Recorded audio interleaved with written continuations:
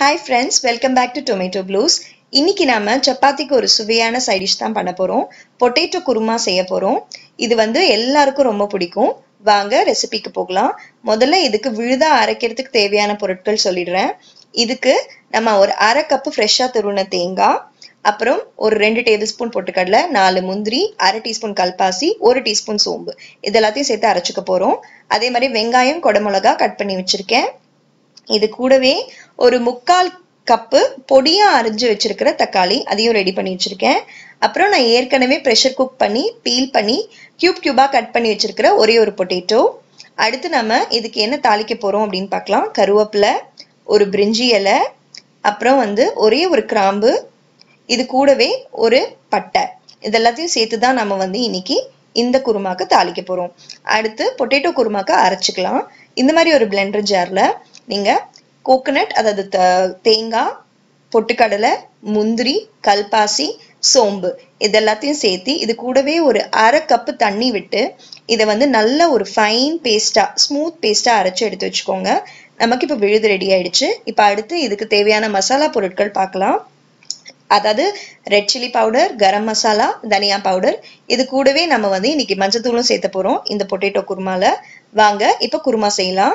இந்த பொட்டேட்டோ குருமா, அதாவது உருளைக்கிழங்கு குருமா செய்யறதுக்கு ஒரு பேன்ல இந்த மாதிரி 5 டீஸ்பூன் ஆயில் விட்டுக்கோங்க. ஆயில் ஹீட் ஆன பிறகு இந்த கருவேப்பிலை, பிரிஞ்சி இலை, பட்டை, கிராம்பு இதெல்லாத்தையும் சேர்த்து ஒரு 30 செகண்ட்ஸ்க்கு லோ ஃப்ளேம்ல இது பொரியற வரையும் வதக்கிக்கலாம். இப்ப பாருங்க, இது பொரிஞ்சிருச்சு. பொரிஞ்ச உடனேயே பொடியா நறுக்கி வச்சிருக்கிற வெங்காயம், அப்புறம் கொடமிளகா இது ரெண்டுத்தையும் சேர்த்து ஒரு 2 மினிட்ஸ்க்கு லோ ஃப்ளேம்ல வச்சு ஃப்ரை பண்ணிக்கலாம். வெங்காயம் கலர் மாறணுங்கிறது இல்லை.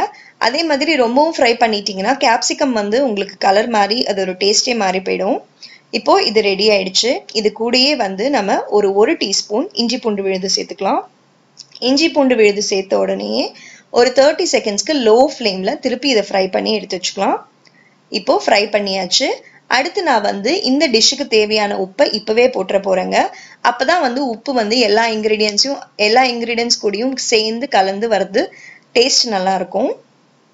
இப்ப நம்ம உப்பு சேர்த்துக்கலாம். உப்பு சேர்த்துட்டு இதை ஒரு மிக்ஸ் பண்ணி விட்டுட்டு ஒரு 30 செகண்ட்ஸ்க்கு குக் பண்ணி விட்டுக்கலாம். அடுத்து பாத்தீங்கன்னா நம்ம இது கூட இதுக்கு தேவையான மசாலா பொருட்கள், அதாவது ரெட் சில்லி பவுடர், மிளகாத்தூள், தனியாத்தூள், கரம் மசாலா இதெல்லாத்தையும் தான் நம்ம சேர்த்த போறோம். இப்போ இது ஃப்ரை ஆகி ஆல்மோஸ்ட் ரெடி ஆயிடுச்சுங்க. கேப்சிகம் கலர் மாறாம பார்த்துக்கோங்க. அதனால தான் சொல்றேன், இது மீடியம் ஃப்ளேம்ல ஃப்ரை பண்ணா போதும், சீக்கிரம் குக் ஆயிடும். அதனால ஒன்றும் டென்ஷன் இல்லை.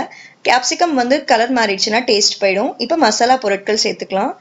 ரெட் சில்லி பவுடர், தனியா powder, garam masala, turmeric powder, அதாவது மஞ்சத்தூள், மிளகாத்தூள், தனியாத்தூள், கரம் மசாலா இது எல்லாத்தையும் சேர்த்து 30 செகண்ட்ஸ்ல இருந்து ஒரு 1 மினிட்க்கு, அதாவது பச்சை ஸ்மெல் போகிற வரையும் நம்ம ஃப்ரை பண்ணி எடுத்து வச்சுக்கலாம்.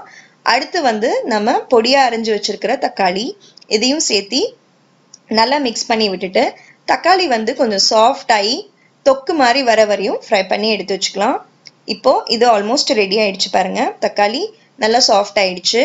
இப்போ நம்ம இது கூட நான் ஆல்ரெடி பீல் பண்ணி கியூப் பண்ணி வச்சிருக்கிற பொட்டேட்டோ, நான் இதுக்கு ஒரே ஒரு பொட்டேட்டோ தான் ஆட் பண்ணியிருக்கேன். நீங்க உங்களுக்கு தேவைன்னா பொட்டேட்டோட குவான்டிட்டி இன்க்ரீஸ் பண்ணிட்டு கேப்சிகம் கூட நீங்க ஒதுக்கிட்டு இந்த குருமாவை செய்யலாம். அப்பவுமே இந்த உருளைக்கிழங்கு குருமா நல்லா இருக்கும். இந்த மாதிரி பொட்டேட்டோவை ஆட் பண்ணிட்டு ஒரு 2 மினிட்ஸ்க்கு ஃப்ரை பண்ணிக்கலாம். இப்போ பொட்டேட்டோவை ஆட் பண்ணி ஃப்ரை பண்ணி ஆல்மோஸ்ட் ரெடி ஆயிடுச்சு. பாத்தீங்கன்னா அந்த குருமால இருந்து தண்ணியும் விட ஆரம்பிச்சிருச்சு. இந்த ஸ்டேஜ்ல நம்ம அந்த மெய்யா அரைச்சு வச்சிருக்கிற மசாலா பொருட்கள் பேஸ்ட் எல்லாத்தையும் சேர்த்து மிக்ஸ் பண்ணிக்கலாம். இதுல நம்ம தேங்காய், பொட்டுக்கடலை, அப்புறம் முந்திரி பருப்பு 3யுமே சேர்த்துருக்கிறதுனால இது கொஞ்சம் சீக்கிரமா கெட்டியாயிடும். அதனால இப்பவே நம்ம இதுக்கு தேவையான தண்ணியும் சேர்த்துக்கலாம். நான் இதுக்கு ஒரு கப் தண்ணி சேர்த்துக்கிட்டேன். உங்களுக்கு இன்னுமே கொஞ்சம் தின்னா வேணும், இன்னும் லிக்விடா இருக்கணும் உங்க குருமா அப்படின்னா நீங்க கொஞ்சம் ஜாஸ்தியாவே தண்ணி சேர்த்துக்கலாம். இப்ப நம்ம தண்ணி சேர்த்தாச்சு. தண்ணி சேர்த்துட்டு ஒரு மிக்ஸ் பண்ணி விட்டுட்டு இதை ஒரு 4ல இருந்து 5 நிமிஷம் ஒரு மீடியம் ஃப்ளேம்ல வச்சு ஒரு கொதி வர வரையும் நம்ம குக் பண்ணா நம்ம குருமா ரெடி ஆயிடுங்க. இப்போ நம்ம குருமா ஆல்மோஸ்ட் ரெடி ஆயிடுச்சு. நீங்க வேணா சால்ட் இந்த ஸ்டேஜ்ல அட்ஜஸ்ட் பண்ணிக்கலாம். ஒரு குவிக் டிப் சொல்றேன். இது கூடயே நீங்க ஒரு டீஸ்பூன் சுகர் போட்டீங்கன்னா அது ஒரு டேஸ்ட், அது ஒரு நல்ல ஒரு டேஸ்ட். அதே மாதிரி உங்க குருமா நல்லா ஷைனிங்கா இருக்கும் பார்க்கிறதுக்கு. இப்போ நம்ம குருமா ஆல்மோஸ்ட் ரெடி ஆயிடுச்சு. ஒரு கொதி வந்தாச்சுங்க. கொதிக்க ஆரம்பிக்கும் போது நமக்கு வந்து கேஸை ஆஃப் பண்ணிட்டு பொடியா அரைஞ்சு வச்சிருக்கிற கொத்தமல்லியை போட்டுக்கலாம்.